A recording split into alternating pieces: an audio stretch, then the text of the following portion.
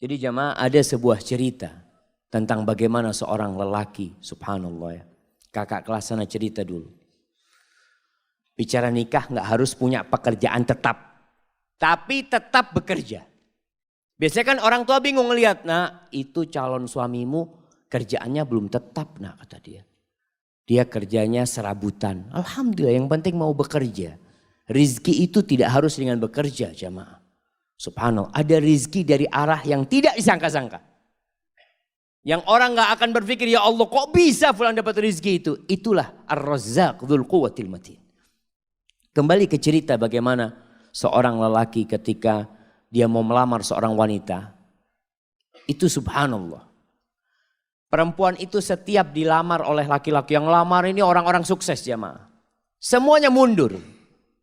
Karena apa? Karena orang tuanya ketika datang itu lelaki melamar ditanya, mau dikasih berapa anak saya? Di sini berapa pasarannya Ustaz? Nah, nggak tahu Ustaz. Berapa pasarannya di Banjar jemaah? Berapa? 30? Ada 50? Iya. Oh yang 50 yang bagus jemaah. Nah, astagfirullahaladzim. Jadi 20 yang pertengahan gitu. Masya Allah. Tapi memang ada, mahar itu ada mahar standar jemaah. Setiap kampung itu punya standar yang berbeda-beda. Dan itu diperbolehkan dalam agama, nggak ada masalah itu. Umpamanya umumnya 30 juta. Sudah, orang tuanya tanya mau dikasih berapa. Bingung mau dikasih berapa, ini anaknya orang kaya.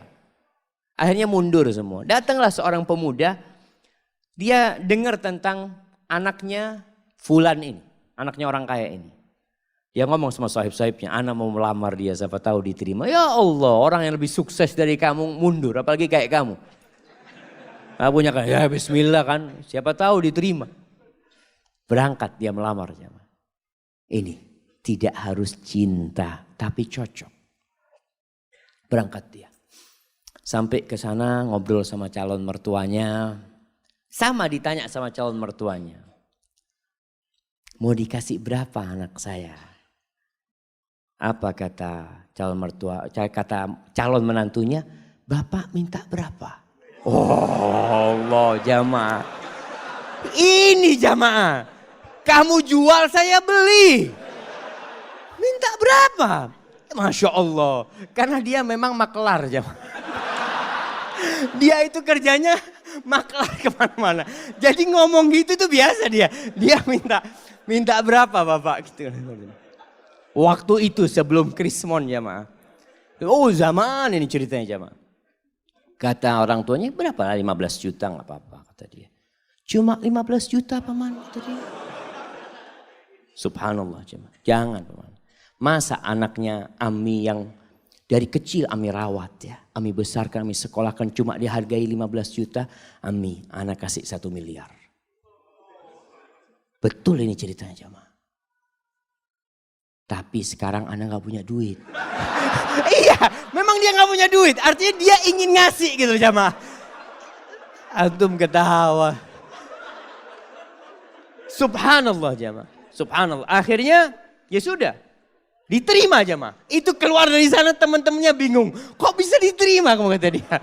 Ada ceritanya kata dia. Masya Allah. Akhirnya menikah. Menikah dengan utang dia. Mahar itu boleh utang. Makanya ketika antum menikah. Kan orang tua mengatakan maharnya sekian tunai atau utang. Walaupun anak gak pernah dengar yang utang jamaah ya. Karena yang disebutkan maharnya itu cuma 100 ribu, 1 juta. Seperti itu. Padahal kadang-kala maharnya di zaman sahabat itu. Maharnya itu 1 kebun kurma. Jamaah. Isinya 400 pohon. Jamaah. Berapa miliar itu jamaah. Nah itu bisa utang.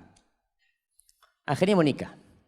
Setelah menikah tetap kerjanya serabutan dia ya. Maklar jual ini jual itu. Dia punya utang 1 miliar. Subhanallah jamaah. Suatu saat dia cerita. Mertuanya ini ngobrol sama menantu-menantunya yang kaya-kaya. Cuma 1 yang miskin jamaah. Yang kaya-kaya. Ngobrol masalah durian jamaah. Oh Masya Allah durian yang enak. Durian ini itu macam-macam. Akhirnya si menantunya yang miskin ini minta izin. Paman, ana mau keluar dulu sebentar ya, kata dia. Akhirnya dia keluar rumah. Ke tempat sohibnya, pinjem duit 20.000. Ana pinjem duit 20.000. Buat apa ini? Mertua ana kepingin durian. Dia beli durian, jemaah. Dia bawa. Sampai rumah masih ngobrol durian ini, jemaah. Dia ngomong, paman, afwan, ana gak bisa beli yang bagus. Yang mudah-mudahan ini enak buat paman. Itu mertuanya langsung jatuh cinta sama menantunya nih, jemaah. Yang kaya raya cuma ngomong doang, durian. Ada langsung beli, jemaah. Subhanallah, jemaah. Antum itu kalau jadi menantu yang bener. Mertua ngomong durian berarti kepingin durian. Masya Allah, jemaah. Ini akhirnya nih menantu jadi menantu kesayangan. Sampai kakeknya, istri dia itu, neneknya. Pernah suatu hari karena sayangnya sama ini menantu ya. Baik menantu ini. Cuma duitnya memang gak banyak. Tapi dia mau kerja. Makanya ketika itu dia mengatakan lupa. Salah satu yang diucapkan kepada calon mertuanya nih. Paman ana sekarang gak punya duit. Tapi alhamdulillah Allah kasih anak akal bisa berpikir. Allah kasih anak lutut, anak bisa berjalan. Anak insya Allah akan lunasin hal itu. Subhanallah. Sampai suatu hari dia dipanggil sama neneknya istrinya. Kata neneknya, nak, nenek ini punya duit 500 juta. Nenek mau kasih buat kamu. Subhanallah, jemaah. Si menantu malu, jemaah. Janganlah nenek. Nenek kalau mau kasih ke cucunya nenek. Biar nanti anak pinjam, anak putar duitnya. Masya Allah. Antum ketawa. Ini laki-laki terhormat, jemaah. Artinya dia gak mau terima. Dia nanti mau pinjam sama istrinya. Kalau sudah punya istrinya dia bisa pinjam. Masya Allah, jemaah. Akhirnya diberikan kepada istrinya, duitnya diputar, dia lunasin 1 miliar, jemaah. Maka carilah laki tadi yang gak harus punya pekerjaan tetap. Masih banyak masyarakat Indonesia itu yang berpikir kalau cari pasangan hidup yang pegawai. Yang sudah punya gaji tetap. Jangan sama orang yang baru usaha kecil-kecil, nanti bangkrut dia katanya. Kalau pegawai kan ada jaminan nanti. Ada jaminan masa tua macam-macam. Lah, nggak harus. Maka itu kriterianya. Allah Subhanahu wa taala mengatakan, "In yakunu fuqara yughnihimullah min fadlih. Wa ankihul ayama minkum wassalihin min ibadikum wa imaikum in yakunu fuqara yughnihimullah fadlih." Kalau mereka orang-orang fakir yang kalian nikahkan, Allah yang akan cukupi. Ini kejadian lain. Ada seorang wanita menikah dengan seorang lelaki karena dia sukses. Subhanallah, ketika suaminya bangkrut, minta cerai. Padahal sudah punya anak. Karena dia berpikir mau hidup senang dengan kekayaan. Wallahi jamaah ketahuilah. Kebahagiaan itu tidak didatangkan dari luar. Kebahagiaan itu tuh bukan di rumah yang mewah. Bukan di mobil yang mahal. Lah. Kebahagiaan itu sesuatu yang ada dalam jiwa antum. Nerima. Irda bima qasamallahu lak takun aghnan nas. Kata Nabi SAW, ridholah engkau dengan apa yang Allah berikan kepadamu. Engkau akan jadi orang paling kaya, kata Nabi SAW. Tapi adapun kalau mau cari istri.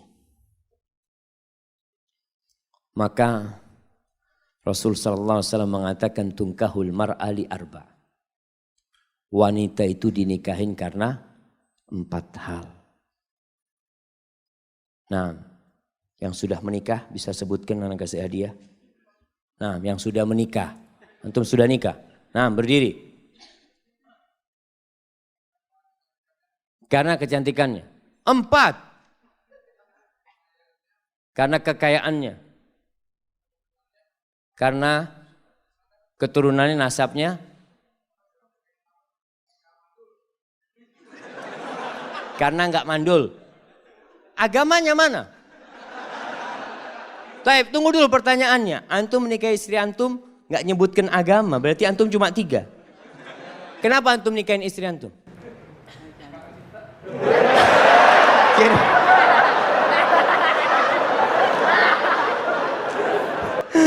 Masya Allah, Masya Allah. Ambil hadiahnya.